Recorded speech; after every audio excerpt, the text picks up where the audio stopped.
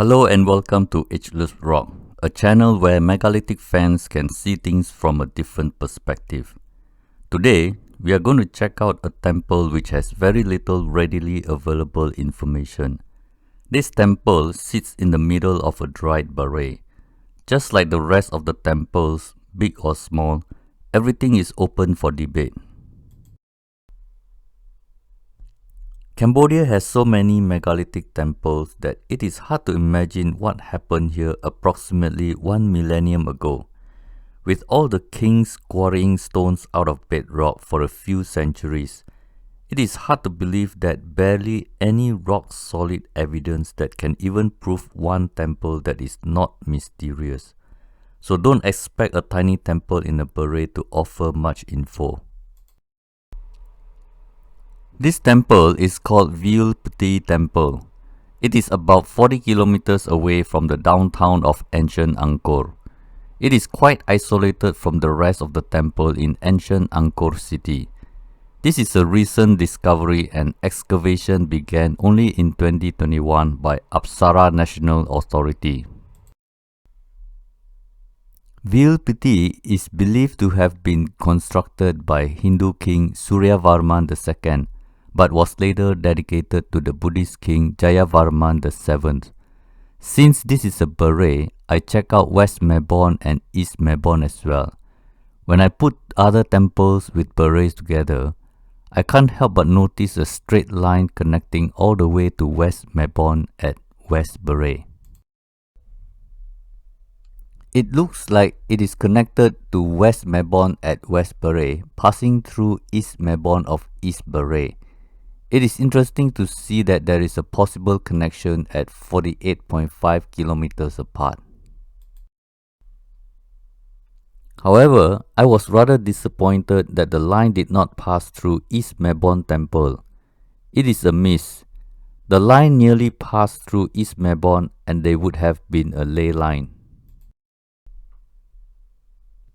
The line missed by 115 meters from the center of East Melbourne Temple, but Veal Phtei Temple and West Melbourne Temple are 48,500 meters apart. I don't consider this a ley line, but I do find this straight line an interesting line. This baray may look small compared to other big barays, but it is still impressive in terms of size. This baray measures approximately 1,500 meters long by 700 meters wide based on the visible land area. This is an amazing 1,050,000 square meters in area size. The origin of the name is probably from the local plants that grew abundantly here.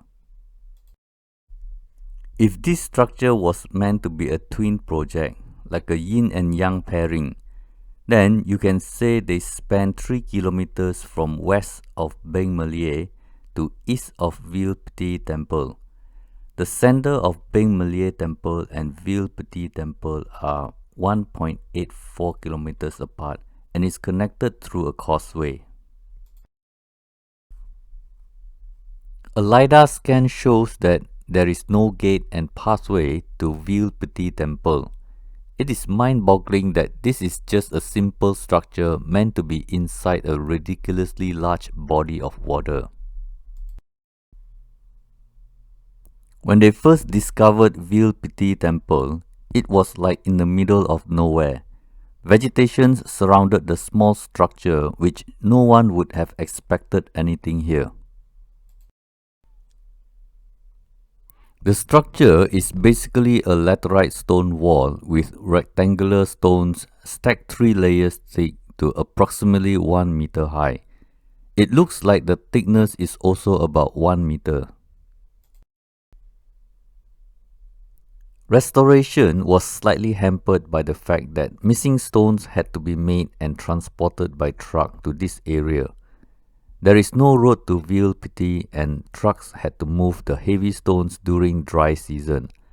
I wonder what it was like making a brand new temple 1,000 years ago. This simple temple is only a square laterite structure measuring 15 meters by 15 meters. The octagonal throne is 3.28 meters tall.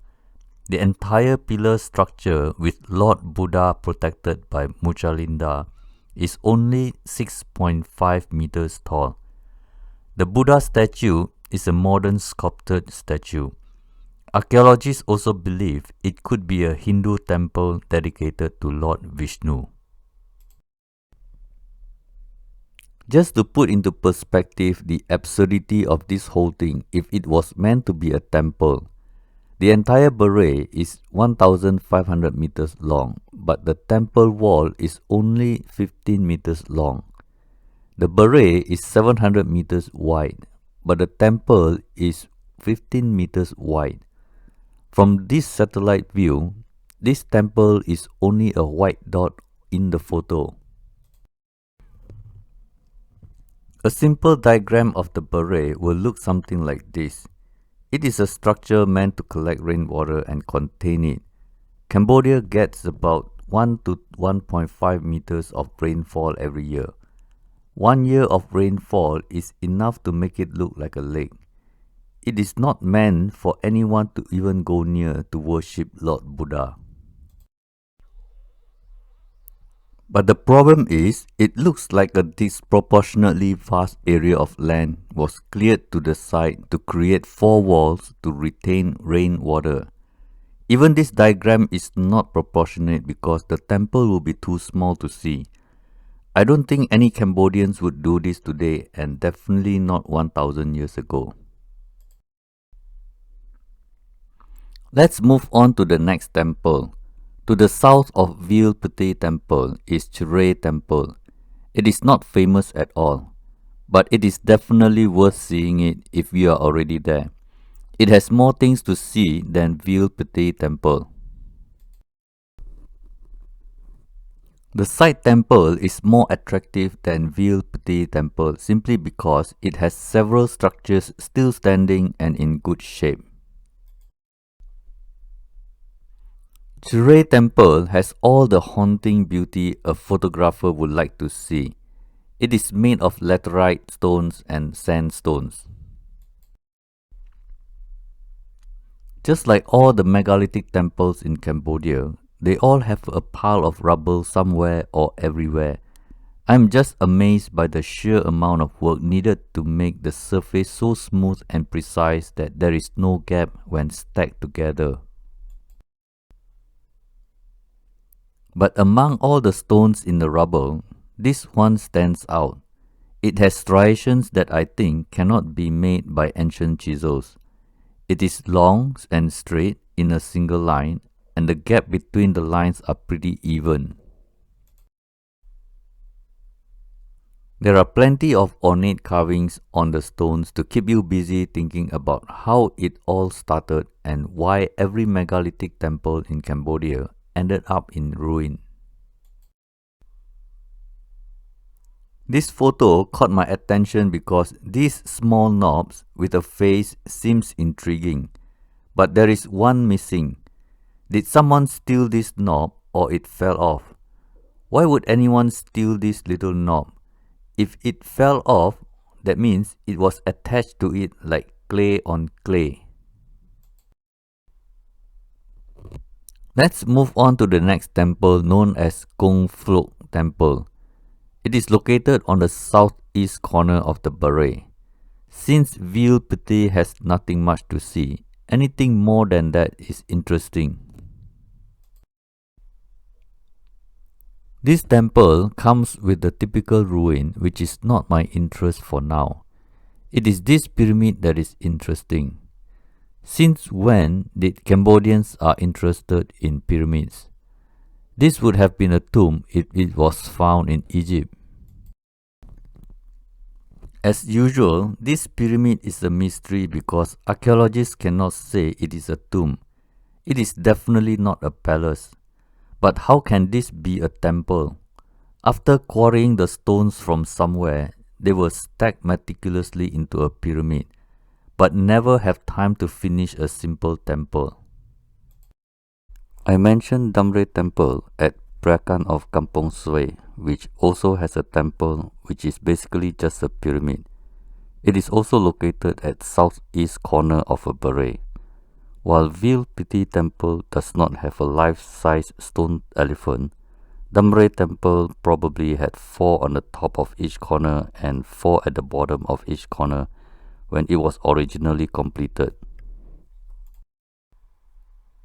These two pyramid temples are approximately 58 kilometers apart. What are the odds that they are both located at southeast corner of a baray?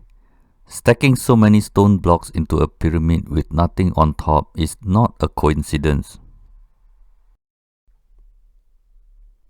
If you are there, don't forget to check out the faceless lion. It has been there for 1,000 years, waiting to tell you the secrets of the temple. Last on my list are these two water tanks which measures about 100 meters long by 40 meters wide. As if there is not enough water, ancient Cambodians made 2 more because it was easy. If you look at the entire construction from Beng Melie Temple to Veal Phtei Temple, this is a very intelligent design from a very advanced civilization. We will never know the purpose for as long as our feeble mind says it is a reservoir for agriculture. Well, that's all for today.